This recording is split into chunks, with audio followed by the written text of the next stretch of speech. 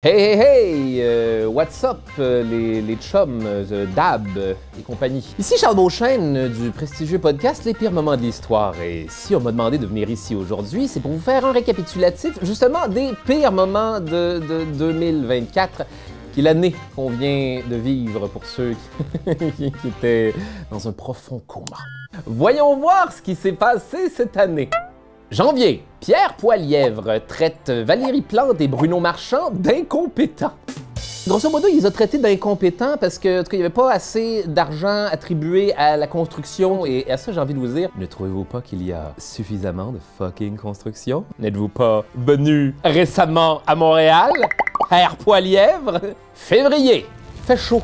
On a enregistré des températures records au mois de février. Et amis québécois, vous savez, c'est censé être quoi le mois de février? On est censé se l'intérieur de l'anus comme jamais. Mars, réélection de Vladimir Poutine. Ça fait combien de temps qu'il manipule la Russie comme son théâtre intime de marionnettes? Ça doit faire genre 5 mandats, c'est sa 5e réélection. En tout cas, je sais pas si vous avez vu les pourcentages de cette affaire-là, mais c'est genre Vladimir Poutine à genre 87%, là, mais les 3 autres losers russes à 3%. Un peu comme quelqu'un qui contrôle les élections, finalement. Un peu comme quelqu'un qui envoie des anciens doutes du KGB aller faire du brasse camarade. Un peu comme quelqu'un qui stagerait des élections pour apaiser la communauté internationale puis leur dire « Regardez, la démocratie ». Avril, Paul Saint-Pierre Plamondon fait semblant de s'ouvrir les veines à l'Assemblée nationale. Ce qui est normal. Mais le botteur des Chiefs de Kansas City annonce dans une allocution publique que les femmes devraient retourner dans la cuisine. Juin, débat calamiteux entre Joe Biden et Donald Trump.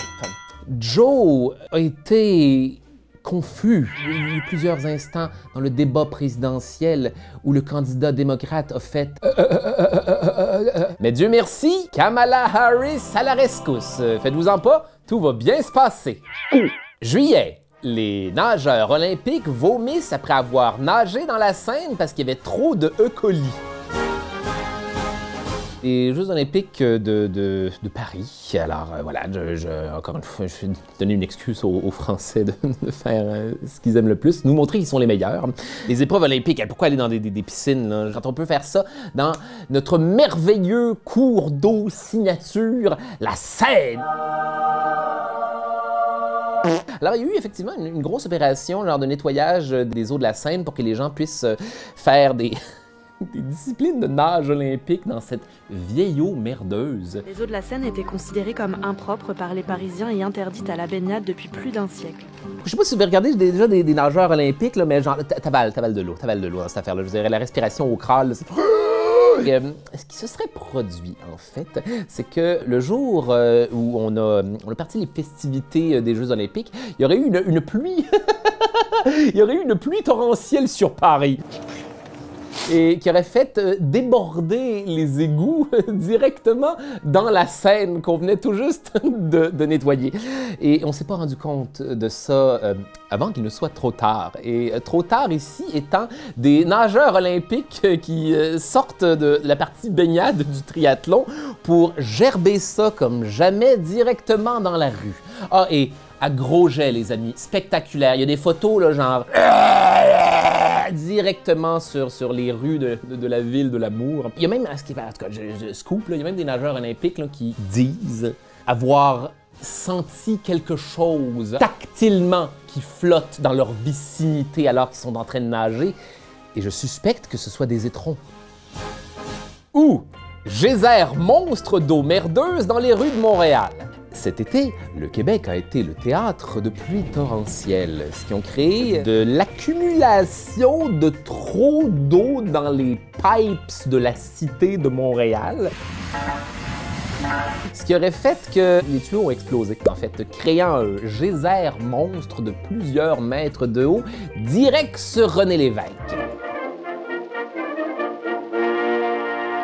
Catastrophe, la circulation a été une fois de plus de la merde à Montréal, littéralement et figurativement. Septembre, Un vieux grincheux fait fermer le mythique théâtre La Tulipe. Pour ceux qui ne le savaient pas, La Tulipe, c'était une place où on allait faire boum boum la fin de semaine avec des mojitos et des gros cols en V exposant notre shag. Ce qui s'est produit, c'est qu'il y a un vieux monsieur aurait fait le truc de taper avec son balai dans le plafond parce qu'il trouve que ça faisait trop de bruit. Et là, on aurait pu croire que les gens l'auraient dûment envoyé chier et que ça se rende pas plus loin que ta gueule, monsieur. Eh bien, non, finalement, ça a fonctionné et on a fermé La Tulipe. On est un peu en deuil. Fait que c'est ça, je veux dire, en tout cas, La Tulipe n'est pas officiellement fermée, là, ils sont encore en litige, mais I guess que ça va devenir de fascinants condos dans lesquels on va rester à la maison, I guess. Octobre, délire conspirationnel de Jérémy Filosa live à radio. Il y a été un documentaire sur Netflix là, qui dit que l'allunissement c'est pas vrai. Il a décidé de prendre ça suffisamment pour du cash pour essayer d'aller convaincre les gens à radio que c'est ça. My God, le mois de la déprime, novembre. Réélection unanime de cet épouvantable citrouille pourri qu'on appelle Donald Trump. Ben oui, qu'est-ce que vous voulez, Donald Trump, une fois de plus, deuxième mandat, puis c'est même pas comme si la course avait été serrée, là, genre l'Amérique a choisi cette affaire-là. Et là, qu'est-ce qui va se passer, les amis? Mon Dieu, il va se passer toutes sortes de clowneries dans les prochaines années. Tout est maintenant possible. Des tartes aux pommes dans le ciel, des vols de canards avec des nœuds papillons, toutes ces choses-là peuvent maintenant arriver. Le futur est plus incertain que jamais. Pourquoi? Parce qu'on a appris aux gens que la vérité qui prévaut dans ta tête prévaut sur l'actuelle vérité. Décembre. Étant donné que le mois de décembre est comme qui dirait pas arrivé au moment où je suis en train de dire ces affaires-là, j'ai décidé de me livrer à un exercice spéculatif. Qu'est-ce qui va se passer? En fait, c'est ça que je nous prédis. Le retour du bon vieux Moyen-Âge. Parce que là, maintenant, tous ces gouvernements de hardline totalitaires sont tous backés par des milliardaires qui font maintenant un fils de mini-seigneurs féodaux qui ont le contrôle sur toutes les strates de la société. Je vous souhaite une excellente coupe en bol de Godefroy de Montmirail dans Les Visiteurs avec la capine et les deux oreilles pleines de peste noire parce que c'est ça qui nous attend, le Moyen-Âge.